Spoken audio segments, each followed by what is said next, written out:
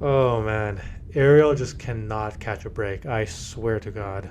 It seems like every couple weeks, Ariel Helwani, or every couple months, Ariel Helwani says something or does something, and he just has bullets and venom being tossed right at him. So what's the latest Ariel Helwani controversy? Pretty much he announced, and some other places announced as well, but I believe he was one of the first to report that Dustin Poirier versus Benoit Saint Denis is off.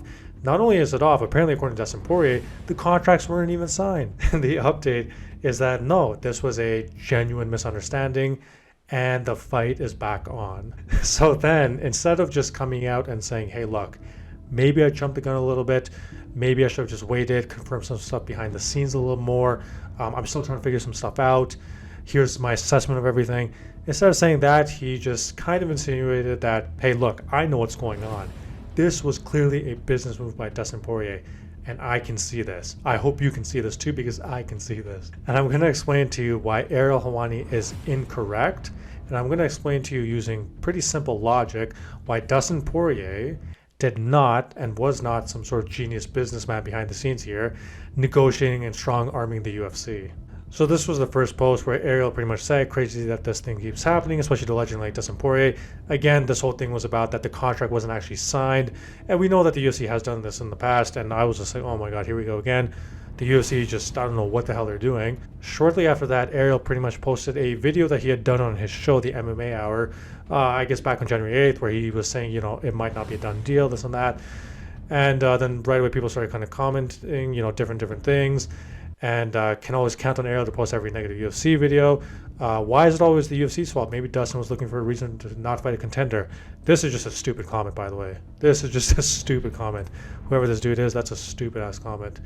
Haha, the weasel at it again. Jumping the slightest opportunity to shit on the UFC. Do you always have to pat yourself on the back? Ariel taking every opportunity to shit on the UFC brass. This and that. So, you know, people are saying all that sort of stuff. And then this comes out.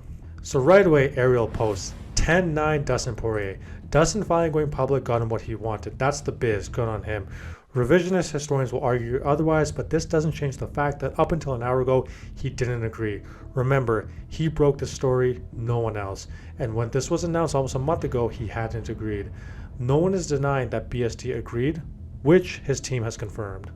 So then if you look at the comments, people are telling Ariel to shut up, and then Ariel proves every day why Dana White hates him. You're such a weasel, be quiet, this and that.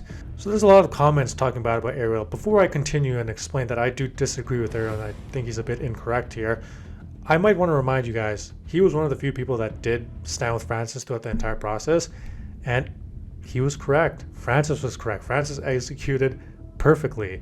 So we can shit on Ariel all we want. He's not incorrect in every single thing he does, just to make that clear. But let me explain to you why I think Ariel is incorrect and people who think that this was a business move on Dustin Poirier's part is correct. I think that the chances that Dustin Poirier was able to strong arm the UFC, this is the UFC we're talking about, okay? The UFC, Dana White, Hunter Campbell, these savages, to think that Dustin Poirier strong armed them like this publicly, I don't buy it. I'm not saying my theory is 100% true. I could be incorrect. And it could also be true that the deal wasn't completely signed, or maybe there was some sort of miscommunication here. However, I will say this.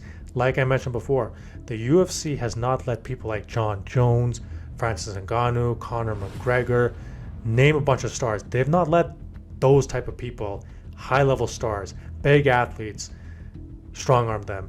The UFC has very publicly always stood strong and firm no matter what happens. Dana White will shit on any fighter if he doesn't get what he wants in the terms of negotiation and the fights he wants to make.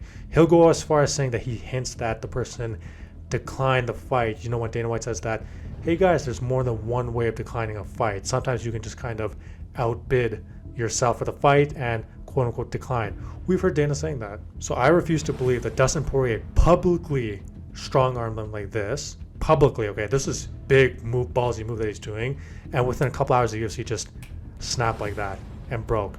I don't believe that. I don't believe that. Maybe what happened is what Dustin Poirier said. Maybe genuinely the fight really wasn't booked all this time for the past couple of weeks since January 8th, and then maybe his manager was being a little bit dumb or lazy or slacking, I don't know, whatever, didn't contact him for a couple of days. And then Dustin Poirier went out public like this, and then his manager was like, oh shit, My bad. Called Dustin Poirier right away and said, hey, chill, chill, chill, chill, chill. Fight's good. I just didn't call you for a couple days. I was busy or something. I was arguing with my wife or something. Who the hell knows? I think that is probably more likely, and I'm about 70% confident in that theory and then 30% the other way, what Ariel says. I just think that the chances the UFC got strong arm publicly this hard for them to fold in a couple hours,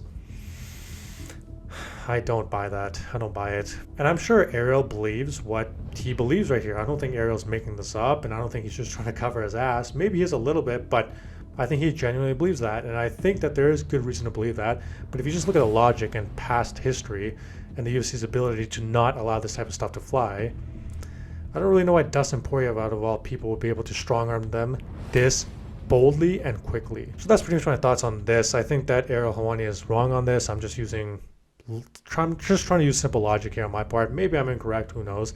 But if you end up enjoying the video, hit the like button, subscribe for more content similar to this. Leave some comments in the comment section down below. Like, what do you think about this? Is Ariel wrong about this? Is he right? I like to see some disagreement or arguments on either side. So catch you guys later. Peace.